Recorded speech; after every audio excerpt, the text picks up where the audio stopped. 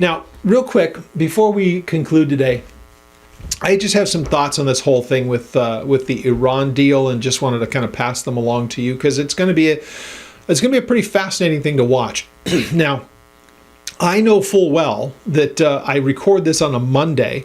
They're supposed to sign this peace deal this coming Friday, and everything that we've been talking about could absolutely fall apart between now and then anyway. So I don't have to, wait for this thing to take place. It could actually just totally fall apart between now and then anyway.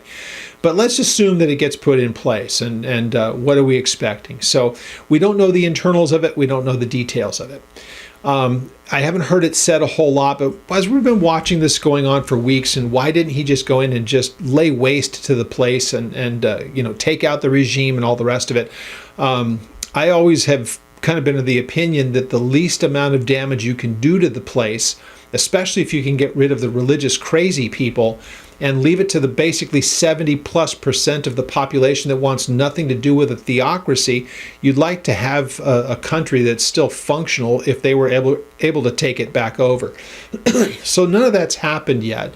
It still leaves in place, though it's not anywhere near what was present at the start of the war, because they've taken out so much of what was the old leadership, from the Ayatollah down, like maybe 2 or 3 layers deep of the leadership has been wiped out, and a whole new bunch come up. Now, the question will be, what happens with whoever it is that's supposed to be making this arrangement, and how are you able to find out if they're actually doing what they're supposed to do?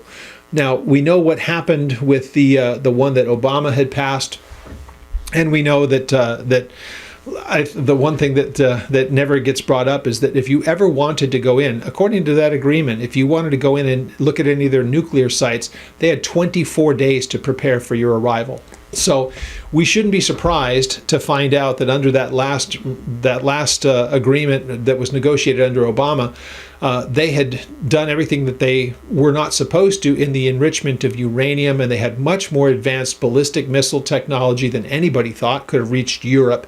None of that stuff was supposed to be happening because there was no enforcement of it. So there are a lot of people who are very, very upset with Trump at this point. I'm very, very upset with how he's been handling Israel and the way that he's been talking down to them and really kind of messing them over in the public, and that weakens them, and it makes it easier for the people like Hezbollah to say and do the things that they do. I think the president's made a number of very bad mistakes when it comes to that. So you don't have to agree with them, that's fine, but you shouldn't make it that personal and that public, because it undermines the relationship that we have with them. But that's not what this is about. Though I know Israel's not really necessarily happy with some of the parts that we've heard, though we haven't been able to see the actual literal documents. So everything is still up in the air. But with all of that said, the concern is that they're negotiating with people that Trump doesn't really fully understand. He doesn't understand the religious ideology behind them. He knows that as he sees them, he thinks that they're a bunch of Muslim extremists. But he doesn't know anything about the ideology. Clearly, he doesn't know anything about the ideology, because you can't trust a single word that they say, not only because they've demonstrated that from the beginning, but because in the tenets of their own religion, they can lie through their teeth with total impunity, and they have the sanction of their God to do so.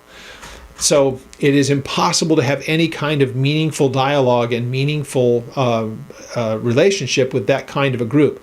The only way that that's possible, that you can do anything of any usefulness in this, is if absolutely they don't have the ability to do something because you're watching them 24/7. And I don't know how he proposes to do that.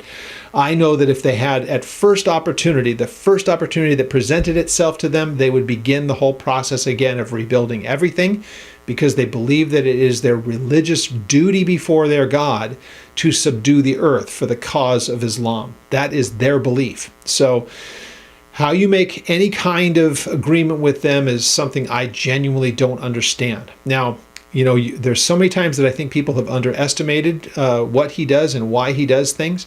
If it turns out that we wake up months from now and the whole regime gets overthrown from within by people, and it becomes what some would call a moderate, like some of the other nations that are in the area, that we have some dealings with still. They're still Islamic countries, but not like this one. And if you could get that kind of a situation and it's taken back over by the people who used to be there. I mean, take a look at what Iran was like in the early 70s. Take a look at the pictures of the people out on the streets. And you don't see really much of it like that. Maybe Jordan, some places in Jordan like that, and some of those places of Egypt, if you're in the right particular areas. But for the most part, it's hard to even imagine Iran ever looking like that. But, again, stranger things have happened. The question is, what's going to be the agreement? How is it going to be implemented? How is it going to have oversight? And the danger that I think beyond all of that. See, Trump's only in office for another 2 years. And so if that's the case, basically you're talking about the next president takes over in January of 29. So we have about 2.5 years before he's actually out of office and somebody else is in. Now, if you have a repeat of our last 2 presidents, everything that's been done here could be completely undone, and Iran could be right back onto the same fast track that they've been before. So once again, it's going to be really interesting to, first of all, see if we make it to Friday of this week. And if we make it to Friday, what are the internals of this? And how are you going to make sure that they keep their end of the bargain because they have no intention of doing it? If it's within their capacity to run around it, they're going to. So it's going to be a pretty fascinating thing to watch. And what I want to see is how this benefits or how it harms Israel. And mainly because, again, I just really believe that God takes very personally how any nation deals with the people of Israel. And so it's with that in mind, I'm kind of wanting to watch this because it makes me question the wisdom of some of our decisions here. And we'll know soon enough. But wanted to be able to address that very, very briefly. And I guess when everything is revealed, this will probably be a recurring topic over the next months and who knows, maybe even longer than that, to keep an eye on what's being done there versus what was agreed to and how's the implementation going and whether or not they're hitting their benchmarks like they're supposed to.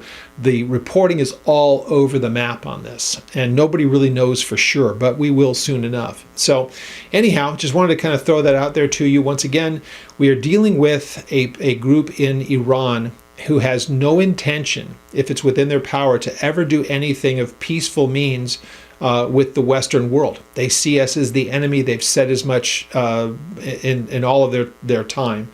And so the question would be, why have they been brought to this place? Why would they agree to it as they did? Because they've been basically pounded into submission as it is right now, but they're being allowed to remain.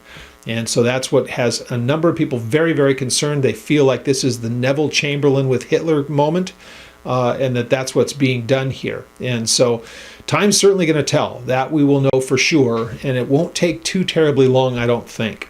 So hold on to your seats because it's going to be an interesting next few days. And if it actually comes to the place of signing, what are the internals and what are the particulars and how is this going to roll out in the next weeks, months, and even year? So anyway, it'll be interesting to see, and time is going to tell for sure. But these are fascinating days in which we live.